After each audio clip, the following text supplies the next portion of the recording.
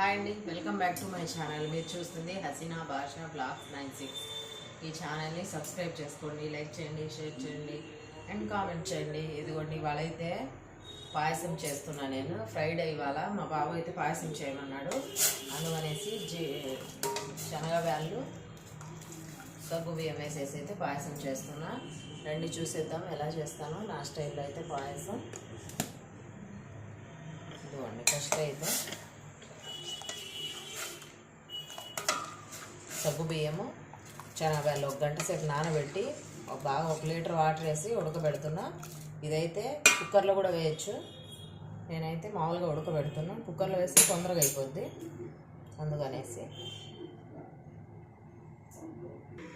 సన్న వంట మీద అయితే ఉడకాల. శనగబ్యాళ్ళ పాయసం చాలా టేస్ట్ ఉంటుంది.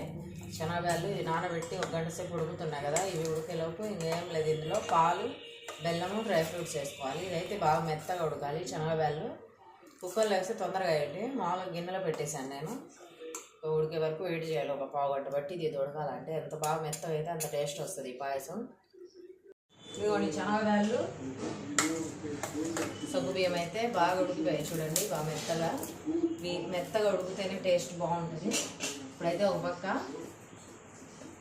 తాలింపు పెడుతున్నా, నెయ్యి వేసి. ఇదిగోండి, తాలింపుకి నెయ్యి వేసి డ్రై ఫ్రూట్స్ అయితే వేస్తున్నా. నెయ్యి వేసి వేసుకుంటే టేస్ట్ ఉంటుంది.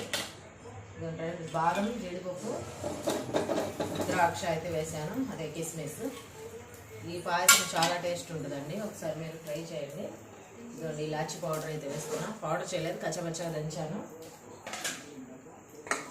ఈ పాయసం చాలా బాగుంటుంది, నాకైతే చాలా ఇష్టం. బయట అయితే ఫుల్ వర్షం పడుతుంది, అదేందో వర్షం పడినప్పుడే స్వీట్ తినాలనిపిస్తుంది. కొద్దిగా ఉడకాలి. ఇందులో తాలింపు అయితే రెడీ చేసుకుంటాం. నెయ్యిలో డ్రై ఫ్రూట్స్ ఫ్రై చేసుకుంటే బాగుంటుంది.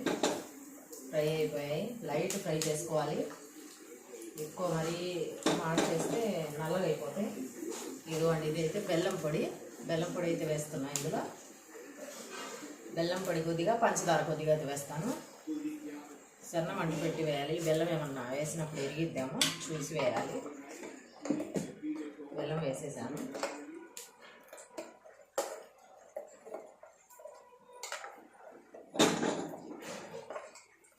స్వీట్ చూసుకొని కొద్దిగా పంచదార కూడా వేసుకుందాం. కొద్దిగా పంచదార వేసేస్తా, బెల్లం కొద్దిగా వేసాను. 2 వేసుకుంటే బాగుంటుంది, ఒకటే కాకుండా. ఇదిగోండి, పంచదార సరిపడా పంచదార. ఈ పాయసాల్లో పంచదార, బెల్లం ఎక్కువ పట్టింది. స్వీట్ ఉంటేనే, సప్పగా ఉంటే బాగోదు. కొద్దిగా ఇది కరిగే వరకు సన్న మంట మీద కదిలిస్తూ ఉన్నాం. పాయసం రెడీ అయింది. వంటలోకి కొన్ని పాయసం అయితే రెడీ అయింది. ఇప్పుడు పాలు లాస్ట్లో వేద్దామని స్టవ్ అయితే కట్టేస్తున్నా, లేకుంటే బాగోదు పాయసం.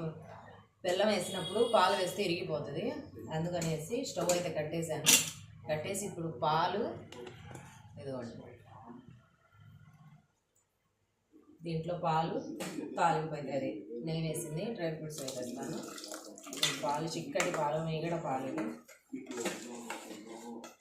అవైతే మంచి పాలు చేశాను మా పాలు ఆయన అయితే. ఇదిగోండి, చూడండి ఎంత బాగుందో. ఇప్పుడైతే ఇందులో తాలింపు వేసేస్తాను. జీడిపప్పు, కిస్మిస్ అన్నీ వేస్తాను. అంతేనండి, ఎంతో టేస్టీగా ఉండే శనగబ్యాళ్ళు సగ్గు బియ్యం పాయసం రెడీ అయిపోయింది. ఈజీగా, తొందరగా అయిపోయే టేస్టీ పాయసం. ఇదిగోండి, ఎలా ఉంది.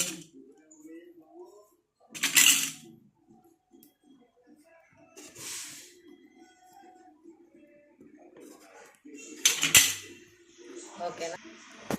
ఇలాంటి మంచి మంచి వీడియోస్ కోసం లైక్ చేసి సబ్స్క్రైబ్ చేసుకోండి. ఓకే, బాయ్ అండి.